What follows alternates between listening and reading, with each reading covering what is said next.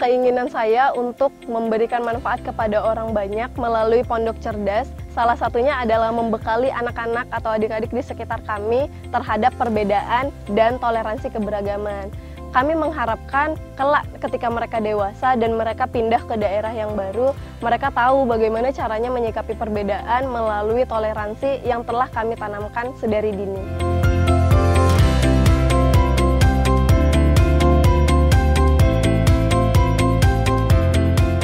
Pada mulanya di masa pandemi, kami para mahasiswa yang berada di luar daerah dan pemuda di sekitaran Ujung Batu kembali ke daerah kami sendiri yaitu Ujung Batu. Dan pada saat itulah kami berinisiatif untuk membangunkan sebuah wadah sosial berlatar kependidikan untuk membantu adik-adik di sekitar rumah kami, di sekitar daerah kami untuk belajar bersama, namun juga tetap mengikuti protokol kesehatan karena kita mengetahui bahwa selama PJJ banyak juga orang tua dari anak-anak di sekitar rumah kami mengeluh tidak bisa mendampingi anaknya, maka kami hadir untuk membantu masyarakat di sekitar dalam hal pendidikan anak. Untuk kurikulum pembelajaran, kami menerapkan kurikulum pembelajaran keberagaman karena kita mengetahui untuk daerah Ujung Batu sendiri kita sangat-sangat beragam dalam hal suku terutama karena di sekitaran kami juga terdapat banyak suku, tidak satu suku. Jadi kami menggunakan kurikulum ini untuk belajar bagaimana sih sedari dini kami menanamkan rasa untuk saling menghargai kepada anak-anak di sekitar kami.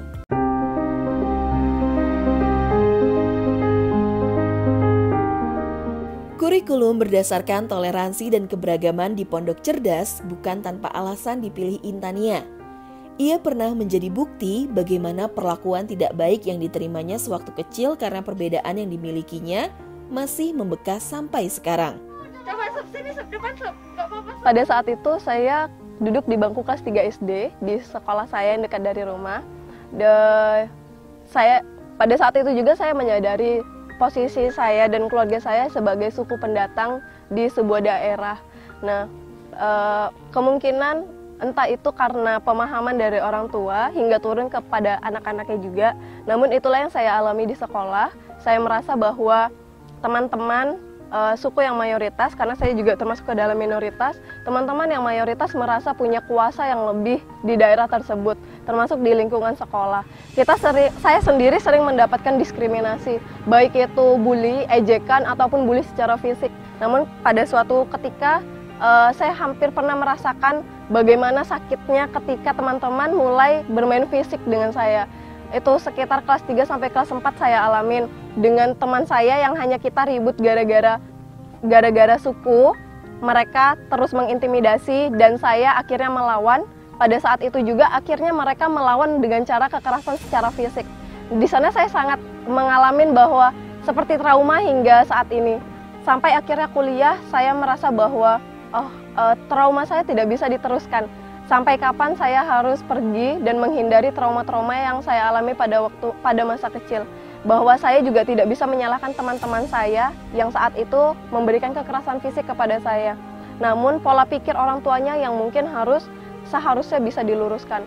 Dari perguruan tinggi atau dari kuliah saya mendapatkan banyak sekali masukan, insight dan banyak wawasan. Dari situ saya sudah berkomitmen untuk suatu saat saya harus kembali ke daerah saya untuk menceritakan tentang keberagaman yang begitu indahnya kepada mereka, sehingga adik-adik di bawah saya tidak perlu lagi merasakan hal yang pernah saya alami.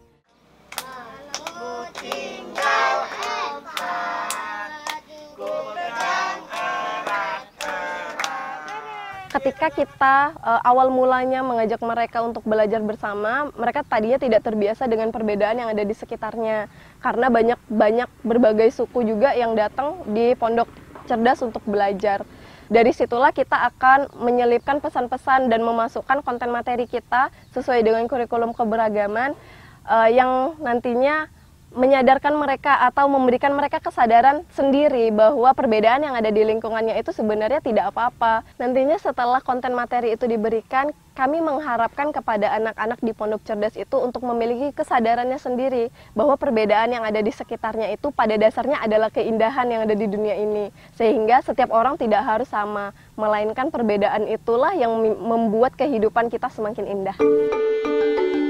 Manfaat pondok cerdas begitu terasa oleh masyarakat sekitar, terutama bagi para orang tua yang merasa kesulitan mengajarkan tugas-tugas sekolah kepada anak-anak mereka.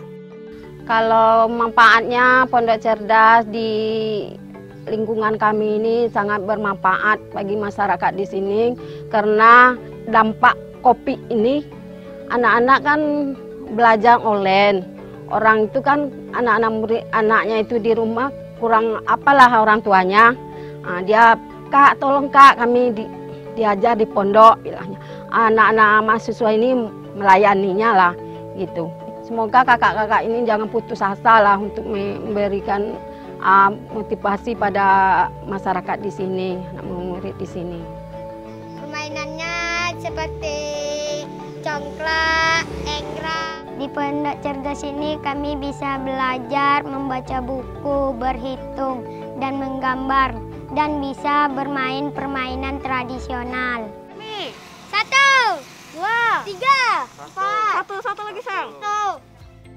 Intania yakin bahwa toleransi adalah kunci agar kita bisa menjalani kehidupan dengan penuh kedamaian, bahwa hakikatnya semua manusia adalah sama di mata Tuhan. Yang membedakan hanya keimanan dan ketakwaan. Toleransi sendiri menurut saya adalah saling menghormati dan menghargai keberagaman yang ada di sekitar kita. Baik itu dalam perbedaan agama, dalam perbedaan suku maupun latar belakang yang masing-masing manusia bawa. Setidaknya bukan saja latar belakang suku ataupun background agama, melainkan juga bentuk fisik kita sebagai manusia seperti itu. Karena kita mengetahui bahwa kita seharusnya sesama ciptaan Tuhan, ciptaan Allah adalah makhluk manusia yang paling sempurna. Tidak ada suku apapun lebih tinggi derajatnya, tidak ada agama apapun lebih tinggi derajatnya, atau kesempurnaan fisik apapun lebih tinggi juga derajatnya di hadapan Tuhan.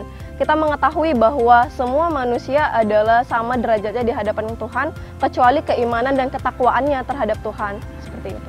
Salah satu nasihat tentang sikap toleransi yang paling saya ingat itu dari bapak saya, yaitu melihat ke dalam. Melihat ke dalam ini maksudnya adalah bagaimana kita tidak selalu memperkarakan hal-hal perbedaan yang ada di luar kita, melainkan bagaimana kita kembali ke dalam diri kita, bagaimana kita mengimani dan meyakini Tuhan kita sendiri. Karena semakin kita meyakini dan mengimani Tuhan kita sendiri, maka kita akan bisa menghargai perbedaan-perbedaan yang ada di luar kita.